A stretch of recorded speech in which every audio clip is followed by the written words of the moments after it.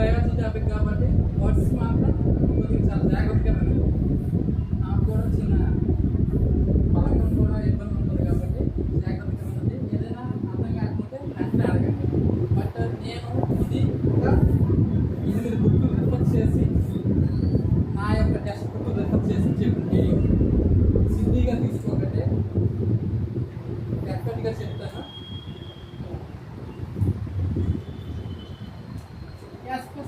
ఇంకా ముందు కూడా మనం ఇప్పుడు ప్రెసెంట్ ఉపయోగించుకునే వర్గీకరణ బిట్టేకర్ వర్గీకరణ.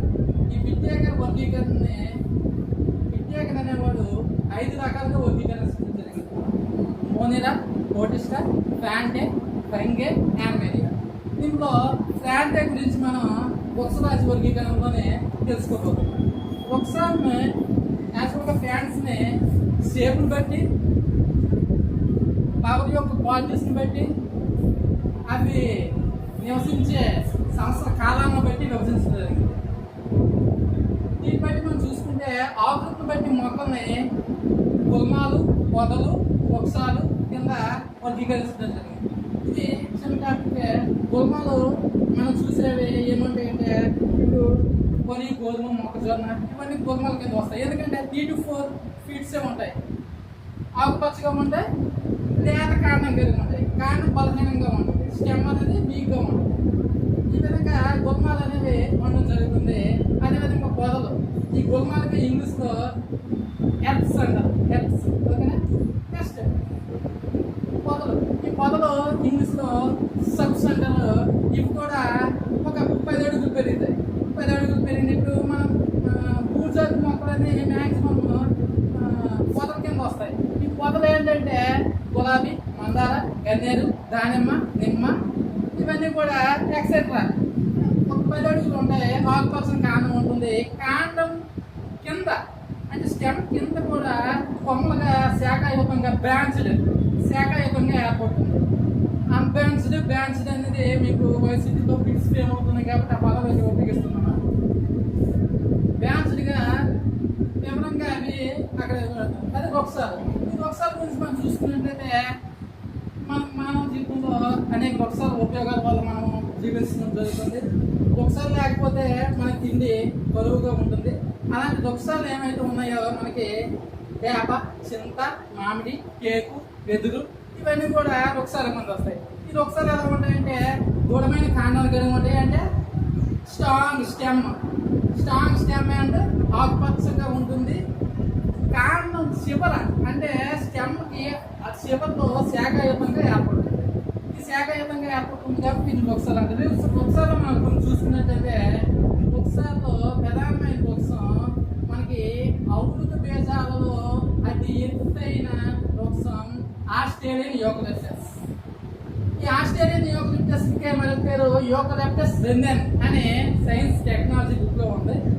ఇది అతి ఎత్తైన వృక్షం ఔషధ బీజాల్లో ఉంటుంది. అది ఇంతకు ముందు నేను వివరంగా చెప్తాను. దాన్ని ఔషధ బీజాలు ఎక్కడ వస్తాయి, గుర్తు బీజాలు ఎక్కడ వస్తాయి అనేది అది కింద టాపిక్. అయితే దీంట్లో చూసుకున్నట్లయితే మేము ఈ వృక్షాలు అనేవి ఇలా ఉంటాయి కాబట్టి నెక్స్ట్ ఈ వృక్షాల్లో వెదురు, బాంబోసా.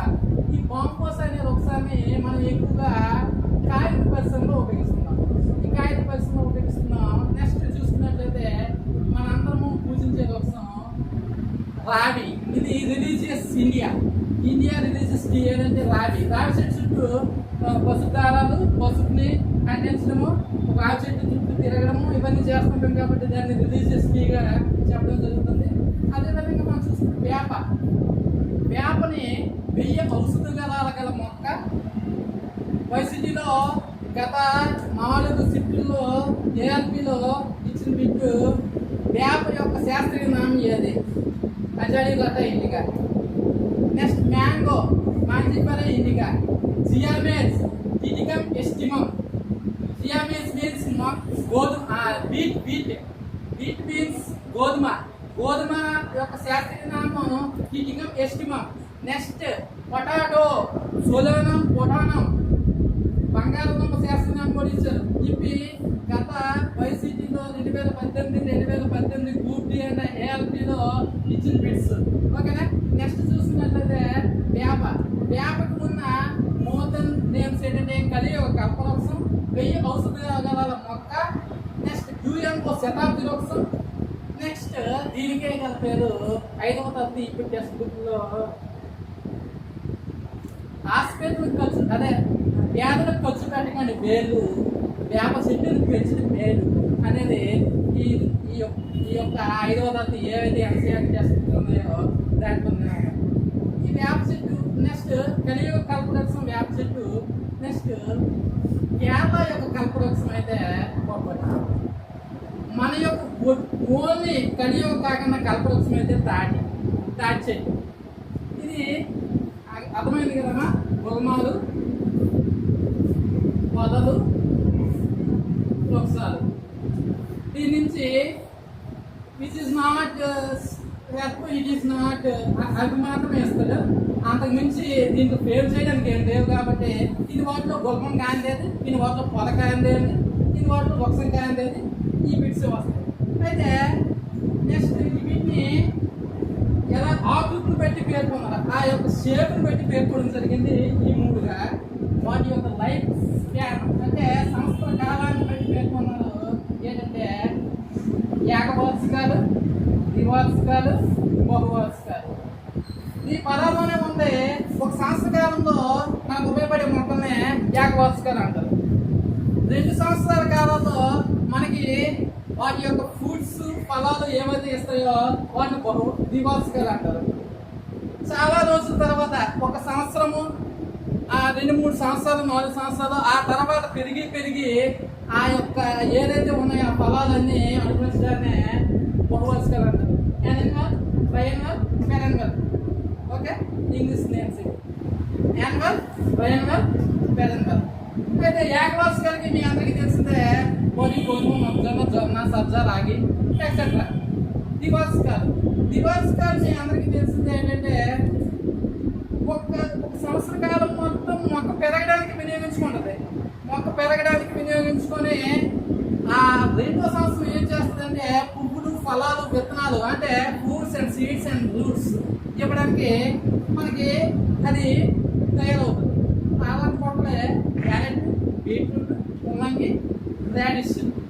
ఇవి బహువార్షికాలు మీ అందరికీ తెలిసిందే చింత, వేప, మామిడి, కుంకుడు. ఏదైనా ఒక 2 years అబౌవ్ పెరిగే ప్రతి మొక్క కూడా మీ అందరికి 2 years పెరిగే ప్రతి మొక్క కూడా బహువార్షికాల కింద వస్తుంది. ఓకేనా. గుల్మాలు, పొదలు, వృక్షాలు, ఏకవార్షికాలు, ద్వివార్షికాలు, బహువార్షికాలు. ఇప్పుడు చెప్పబోయే టాపిక్ ఈ 20 minutes ఏదైతే ఉందో ఈ టాపిక్ నుంచే 6 or 7 బిట్స్ ప్రతి సిప్లో వచ్చిన బిట్స్ ఎక్కడించేమన్నది పుష్పించే లక్షణాలను బట్టి మొక్కను వర్గీకరించడం జరిగింది. ఈ పుష్పించే లక్షణాలను బట్టి మనకి పుష్పించని మొక్కలు, పుష్పించే మొక్కలుగా వర్గీకరించడం జరిగింది. ఇక నేను టేబుల్ వేస్తాను, చాలా జాగ్రత్త ఉందండి. ఈ టేబుల్లోనే మొత్తం మ్యాట్ రాస్తాను.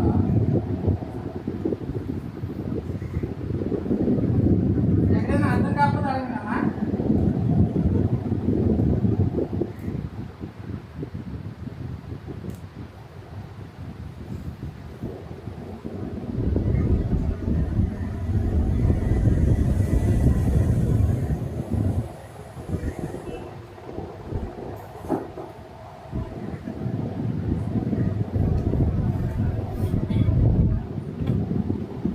పుష్పించే మొక్కలు,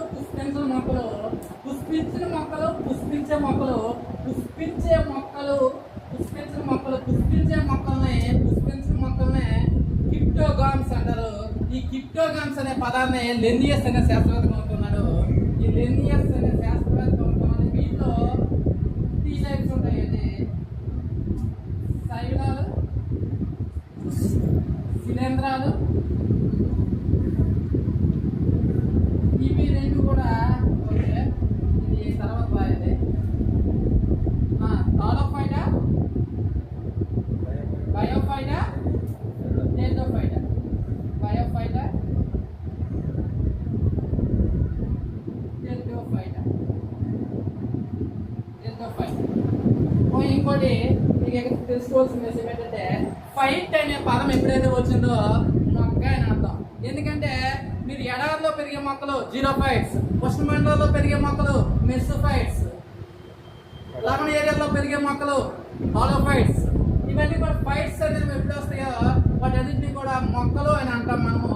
ఇక్కడ హాలోఫైటా, బయోఫైటా, డెడ్డోఫైటా ఈ కిప్టోగాన్స్ ని వర్ణించడం జరిగింది. ఈ కిప్టోగాన్స్ అనే పదమే ఎవరు కొనుక్కున్నారో వెరీ గుడ్ పెట్టుకున్నారో లేదని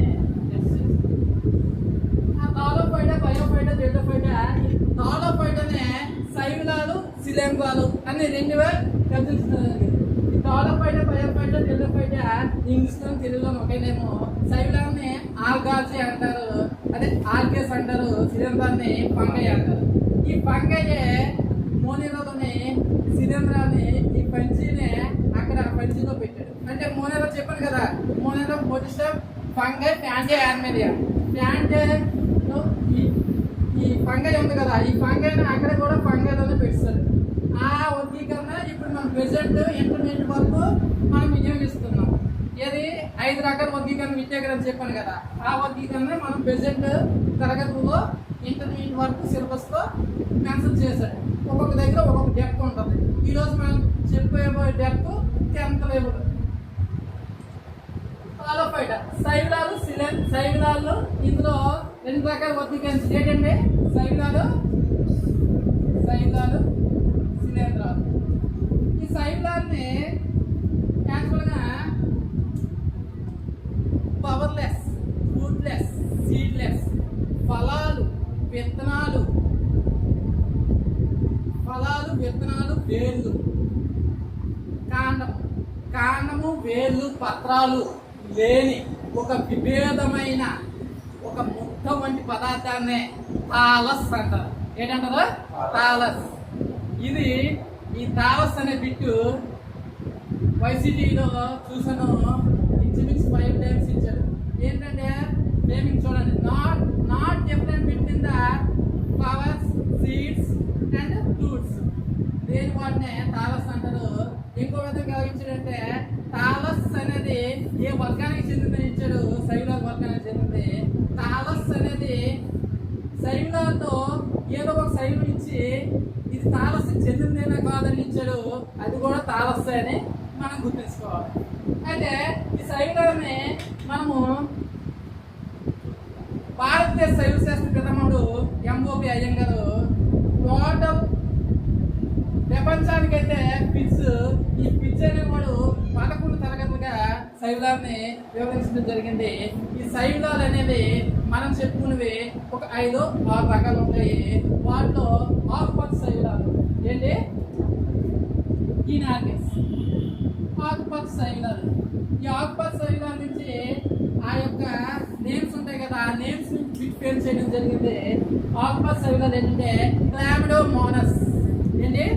క్లామిడోమోనస్. ఇది ఏకకణ శైలం, అంటే ఒక కణం ఉంటుంది, దీన్ని ఏకకణ శైలం అంటారు.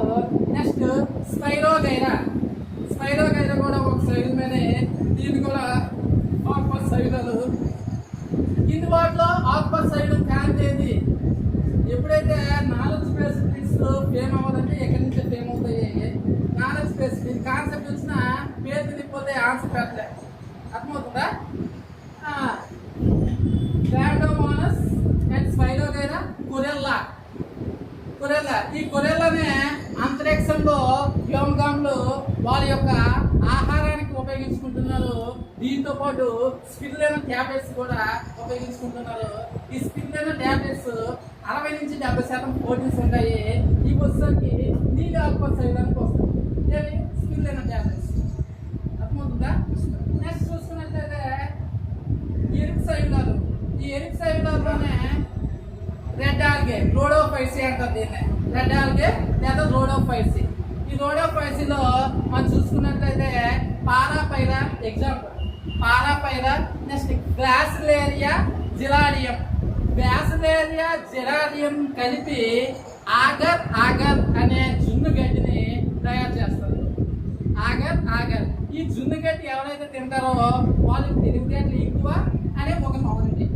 ఓకే, నెక్స్ట్ చూసుకున్నట్లయితే కాంట్రస్. ఈ కాంట్రస్ అనే శైలం నుంచి కర్రాగిన్ అనే చికెన్ పాలు తయారు చేయడానికి ఉపయోగిస్తారు. ఏంటి కాండమ్స్. ఇవి కింది వాటిలో ఇనుప ఆకుపచ్చ శైలం కాంతి అది కాండోమోనస్, పారాగైరా, ఆ 3 పేర్లు ఇచ్చి కాండోమోనస్ అనేది ఆన్సర్. ఓకేనా? వీటి పేర్లు కూడా ఎలా వస్తుందో నేను చెప్తున్నాను. ఓకేనా? చాలా జాగ్రత్తగా. నెక్స్ట్ గోధుమ వర్ణ శైలాలు. ఈ గోధుమ వర్ణ శైలాలకే మనం సముద్రం ఇక్కడ మీకు చెప్పడం మర్చిపోయాను. ఈ థాలోఫైట్ మొక్కలు అనేది సముద్రాలు, నదులు, తడిగల ప్రదేశాల్లో పెరిగే స్వయం పోషక జీవులు. అంటే ఆహారాన్ని తనకి తాను తయారు చేసుకునే వాటిని స్వయం పోషక జీవులు అంటారు. ఇవి ఇతరుల మీద ఆధారపడవు, వాటి యొక్క ఆహారాన్ని అంటే తయారు చేసుకుంటాయి. అందువల్ల వీటిని థాలోఫైట్ అంటారు.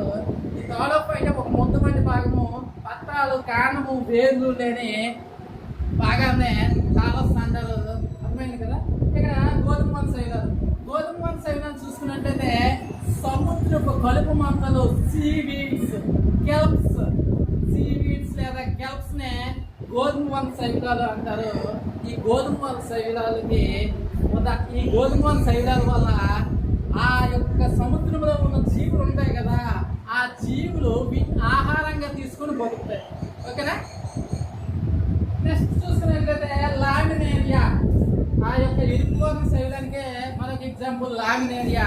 ఈ లామినేరియా నుంచి మనం నిత్య జీవితంలో ఉపయోగించే పిండి పదార్థ గుర్తించే పరీక్షలో ఉపయోగించే అయోడిన్ ని తయారు చేస్తాం. అంటే ఇక్కడ 2 బిట్లు వస్తాయి. పిండి పదార్థాల తయారీకి ఉపయోగించే సూచికేలు అంటే అయోడిన్. దీని నుంచి ఇదే నుంచి తీసుకుంటారు, లామినేరియా అనే సిలిండర్ నుంచి తీసుకుంటారు. నెక్స్ట్ చూసుకున్నట్లయితే దొక్స పెవకాలు. ఈ దొక్స పెవకాలు అంటే మీ అందరికీ తెలిసిందే, సముద్రంలో తేలియాడే పచ్చిక బయళ్ళు, డయాటమ్స్ అంటారు. ఈ డయాటమ్స్ గుండుగూడిగా ఒక దగ్గర పోగైపోయి కైసర్ గిల్ అనే దాన్ని ఉపయోగిస్తారు. ఈ కైసర్ గిల్ అనే దాన్ని కట్టాల్లో ఉపయోగిస్తారు. ఏది కట్టాల్లో ఉపయోగిస్తారు. ఈ కైసర్ గిల్లోనే ఉండే సిలికా, SiO2 సిలికా ఉంటుంది. నెక్స్ట్ చూసుకున్నట్లయితే మీకు నీలి ఆకుపచ్చ శైలాలు. నీలి ఆకుపచ్చ శైలాల్లోనే స్పిరులినా ట్యాబ్లెట్, అనాబినా, నాస్టిక్. అనాబినా, నాస్టిక్ని జీవ ఎరువుల తయారీలో ఉపయోగిస్తారు. బయో ఫెర్టిలైజర్స్ గా ఉపయోగిస్తున్నారు.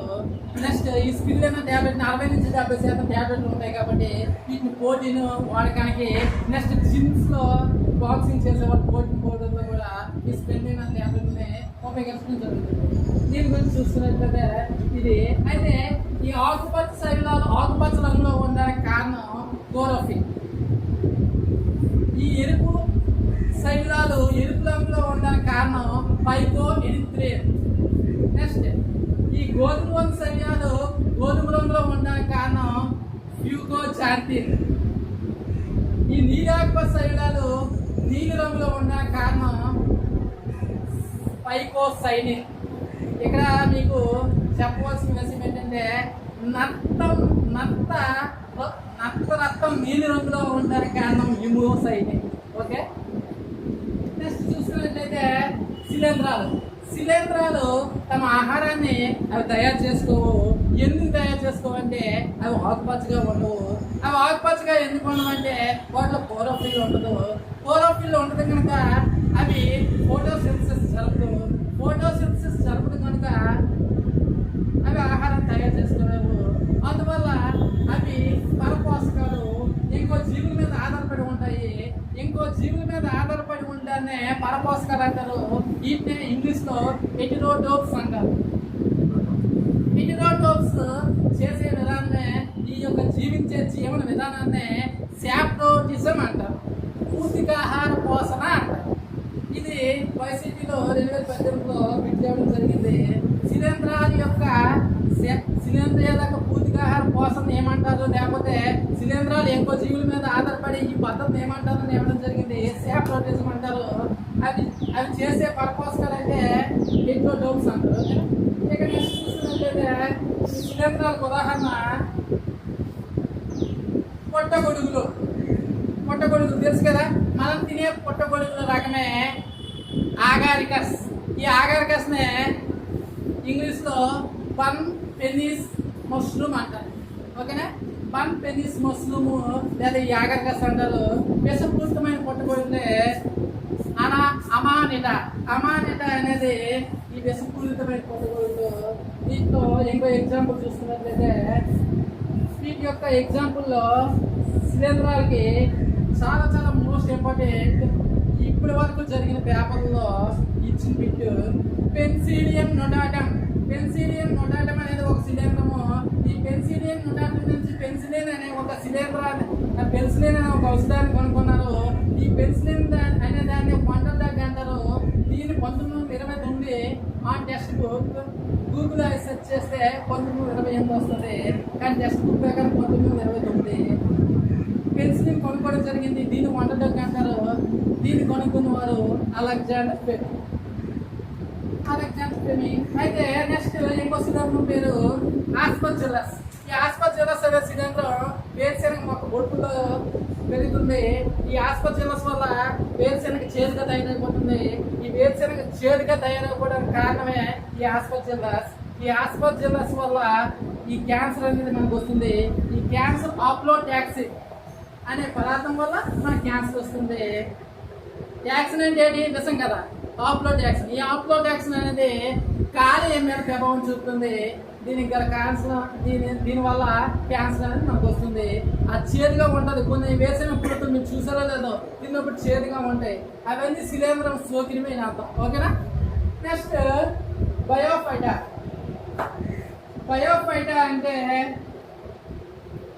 ఇక్కడ మీకు చెప్పాను, ఫలాలు, పత్రాలు, కాండాలు, ఏర్పడవు. బయోఫైటా మొట్టమొదటి ఎంబ్రియో ఏర్పడిన క్రిప్టోగామ్ ఏది అంటే బయోఫైటా. పిండం ఏర్పడింది ఎక్కడంటే బయోఫైటా.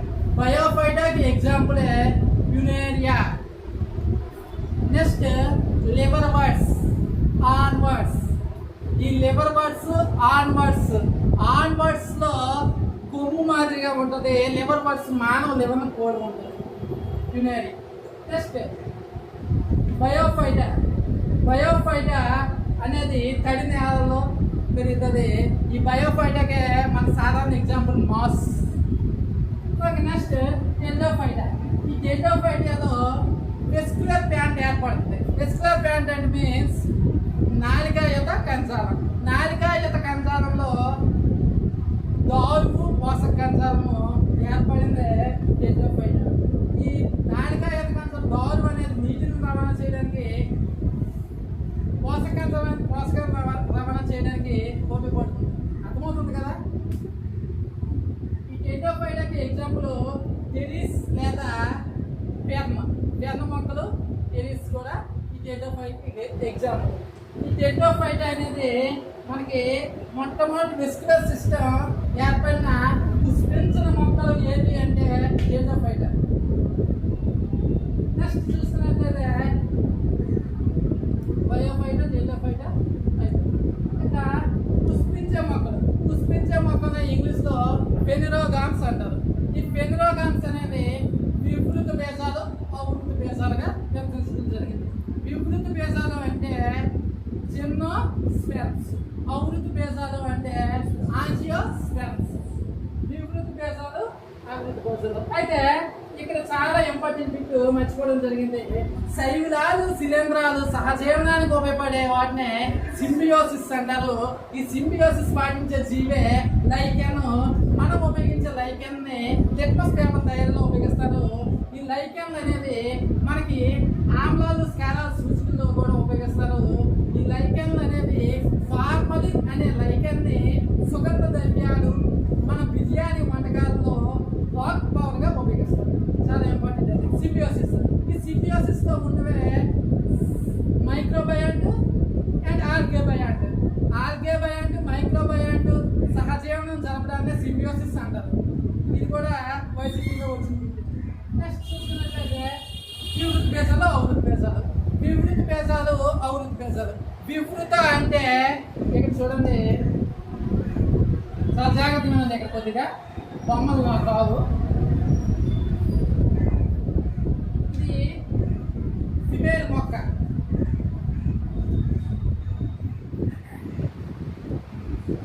ఇది మేల్ మొక్క. ఇవి అండాలు.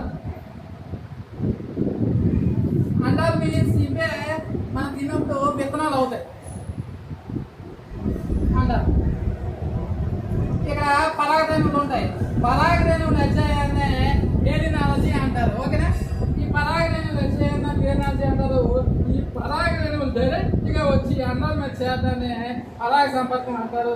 ఇదే ప్రొడక్షన్ అంటారు. ఈ ప్రొడక్షన్ అనేది ఇక్కడ ఫలాలు ఏర్పడవు, డైరెక్ట్గా విత్తనాలు ఏర్పడతాయి. వివిధ దేశాల్లో ఫలాలు ఏర్పడవు, డైరెక్ట్గా విత్తనాలు ఏర్పడతాయి. విత్తనాల మీదకి డైరెక్ట్గా ఈ పరాగణం చేరిపోయి అక్కడే చేయకుండా ఏర్పడుతుంది. అక్కడే చేయకుండా ఏర్పడి నగ్న విత్తనాలు అక్కడే ఏర్పడతాయి. అందువల్ల వీటిని వివిధ దేశాలు అంటారు. ఈ వివిధ దేశాలకు ఎగ్జాంపులే సికోయా డెండ్రాన్. ఈ సికోయా డెండ్రాన్ అనేది మనకి కాలిఫోర్నియా అడవుల్లో కనిపించే ఒక మొక్క. నెక్స్ట్ వివృద్ధి దేశాలకు సంబంధించిన అతి ఇంపార్టెంట్ అయిన మొక్క దేవదార్. ఈ దేవదార్నే మనకు వైసీపీ బుక్లో సిడార్ అని ఇచ్చారు. ఈ సిడార్ అంటే దేవదార్ అనేది, ఈ దేవదార్ ఒకసారి రైల్వే వ్యాగన్లో లేదా రైల్వే స్లీపర్ క్లాసుల్లో కూడా ఉపయోగిస్తున్నారు. నెక్స్ట్ చూసుకున్నట్లయితే వివృద్ధి దేశాలు ఇక్కడ చూడండి, ఇక్కడ నాలిక యొక్క కంచాలం సహితం అవుతుంది.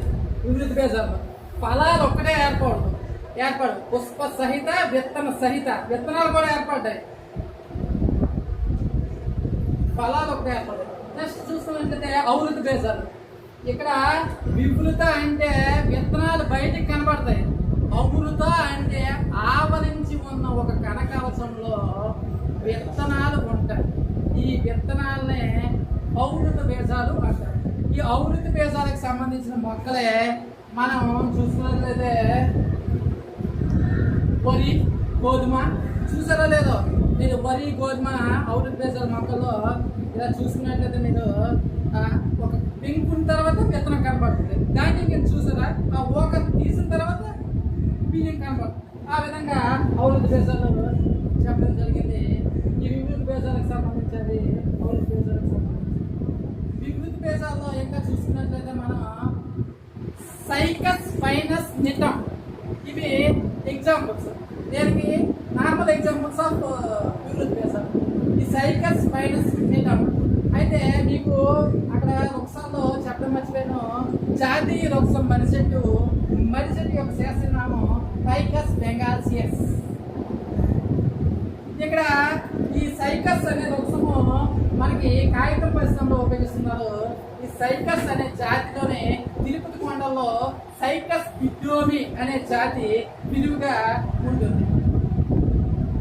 నెక్స్ట్ దీంట్లో చూసుకున్నట్లయితే ఈ సైకస్ మొక్కల మీద వేరులో పెరిగేదే, సైకస్ మొక్క వేరులో పెరిగేది ఏంటంటే నాస్టాక్ అనాబినా. మీకు చెప్పాను నీలి ఆల్పస్ సైలస్. ఇవి నత్రజని స్థాపన కోసం అక్కడ అనేది మనకి ఉపయోగించడం జరిగింది. నత్రజని స్థాపన కోసం ఉపయోగించే ఒక రకమైన శిలీంధ్రమే రైజోబియం లెగ్యుమినసానం. వైసీటీలో ఇది కూడా. మరి మీకు ఇక్కడ తీసుకోవడం మర్చిపోయిన శిలీంధ్రాల కనకాల్సం కైటిన్ అనే ఒక పదార్థంతో తయారవుతుంది. శిలీంధ్రాల కనకాల్సం దేంతో తయారవుతుంది? కైటిన్ అనే పదార్థంతో తయారవుతుంది. ఈ ఔవృత బీజాలని రెండు రకాలుగా వర్గీకరించడం జరిగింది. ద్విదళ బీజాలు, ఏకదళ బీజాలు. ద్విదళ బీజాలు, ఏకదళ బీజాలు. ద్విదళ అంటే డైకాట్, ఏకదళ అంటే మోనోకాట్. ఏకదళ బీజాలకే ఎగ్జాంపుల్ వరి, గోధుమ, మొక్కజొన్న ఎక్సెట్రా.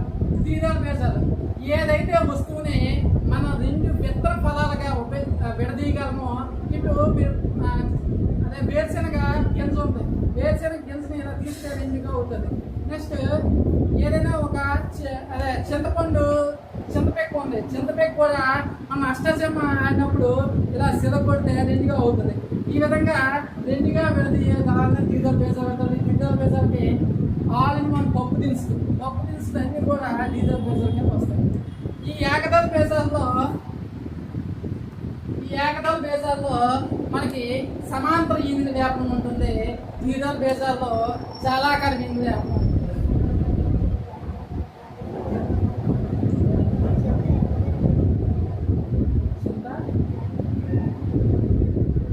చింత మీరు అది సిలకొట్టే రెండుగా సమాంతర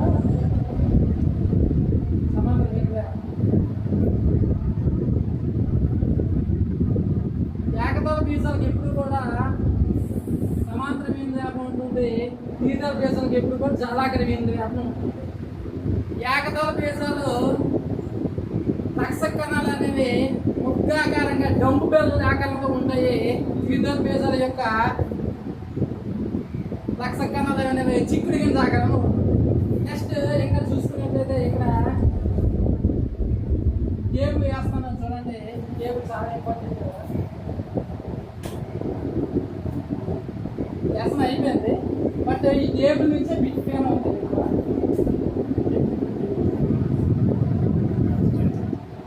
మొక్కలు ఎన్ని రకాల వరకు తెలుసుకున్నాం.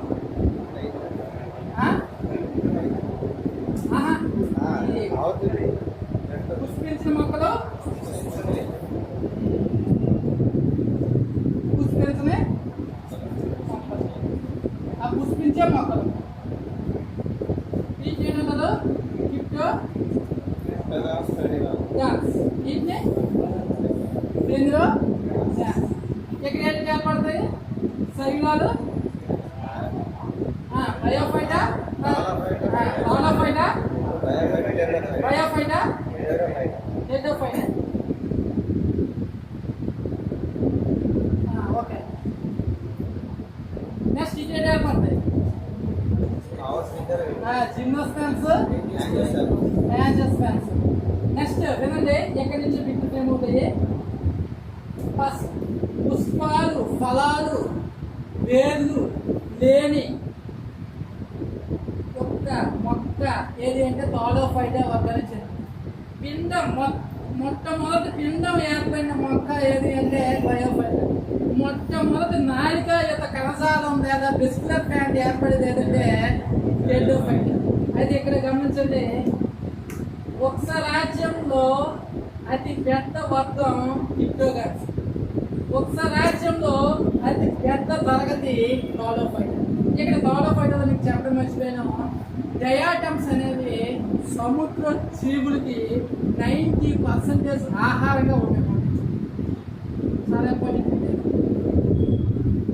థాలోఫైటా అనేది నాన్ ఎంబ్రియోఫైట్. ఎటువంటి పిండం కానీ అదే ఫలాలు కానీ విత్తనాలు కానీ కాండం కానీ ఏర్పడదు. టెట్రోఫైట్ అనేది ఫస్ట్ వెస్కులర్ ప్యాంట్. బయోఫైట్ అనేది ఫస్ట్ ఎంబ్రియో ప్యాంట్. పుష్పించే మొక్కలు, పుష్పించే మొక్కలు. ఈ పుష్పించే మొక్కలు ఇక్కడికి వచ్చేసరికి పుష్ప సహిత, విత్తన సహిత ఫలాలు ఏర్పడతాయి. ఓకేనా, ఫలాలు ఇక్కడికి వచ్చేసరికి పుష్ప సహిత, విత్తన సహిత ఫలాలు ఏర్పడతాయి. ఓకే, చూసుకున్నట్లయితే ఫలాలు ఏర్పడతాయి. ఇక్కడ చాలా జాగ్రత్తగా ఏంటంటే, మొట్టమొదటి పిండం ఏర్పడే పుష్పించని మొక్క జాతి ఏదంటే టెట్రోఫైటా. పిండాలు ఎప్పటి నుంచి ఏర్పడుతున్నాయి లైన్ రాయండి అంటే బయోఫైటా, జిమ్నోస్పాన్స్, అదే బయోఫైటా, టెట్రోఫైటా, జిమ్నోస్పాన్స్, యాంజియోస్పాన్స్. నాలుగాయుత కణజాలం ఎక్కడి నుంచి స్టార్ట్ అవుతుందంటే టెట్రోఫైటా, జిమ్నోస్పాన్స్, యాంజియోస్పాన్స్. నెక్స్ట్ ఎటువంటి పిండం కానీ ఎటువంటి నాలుగాయుత కణజాలం కానీ ఏర్పడడం లేదు అంటే థాలోఫైటా. ఓకే, నెక్స్ట్ చూడండి, నాలికాయుత కణం లేని పుష్పించిన మొక్కలు ఏమి అంటే నాలికాయుత కణజాలం లేని పుష్పించిన మొక్కలు ఏమంటే థాలోఫైటా. బయో నాలికాయుత కణం ఉన్న పుష్పించిన మొక్కలు లేదా పుష్పించే మొక్కలు లేదా వాటిని చూడండి. నాలికాయుత కణజాలం ఎక్కడి నుంచి ఉంది? టెట్రోఫైటా, జిమ్నోస్పాన్స్, యాంజియోస్పాన్స్.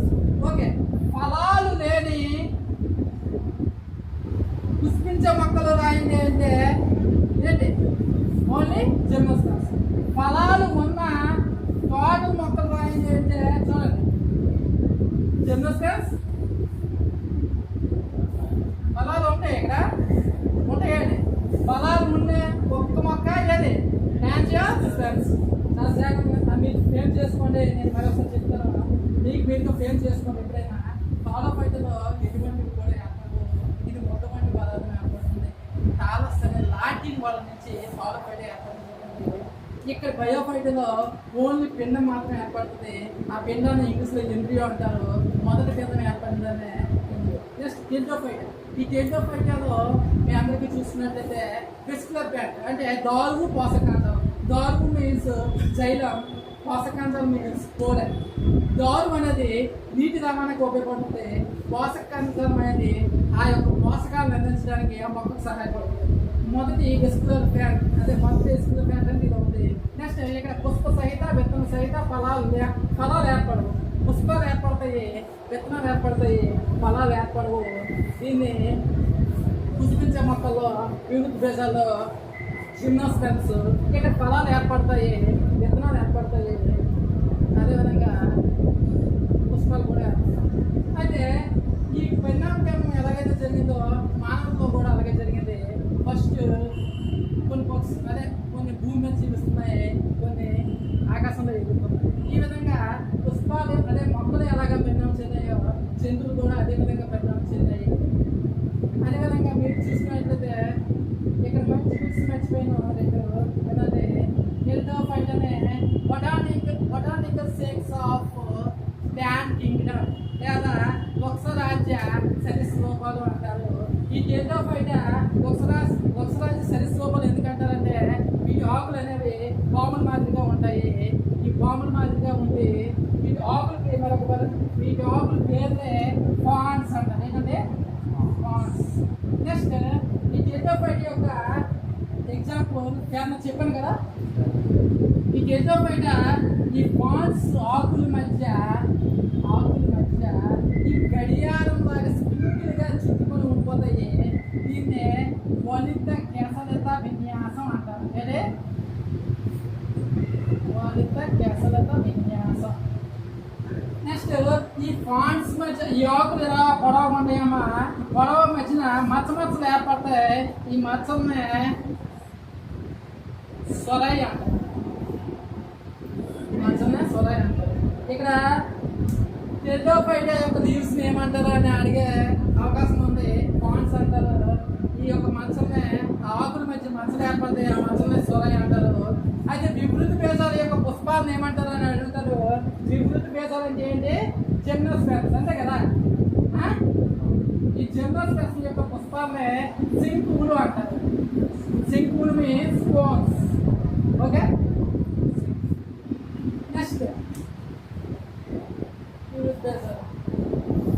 నెక్స్ట్ బయోఫైట్ అని ఏమంటారు తెలుసు మీ అందరికీ? వృక్షరాజ్య ఉపవిచారాలు, రెప్టిలియా ఆఫ్ ప్లాంట్ కింగ్డమ్. ఓకే, మాకు వచ్చినంత వరకు చూడదని చెప్పాను, అన్నీ కూడా రైటే చెప్పాను.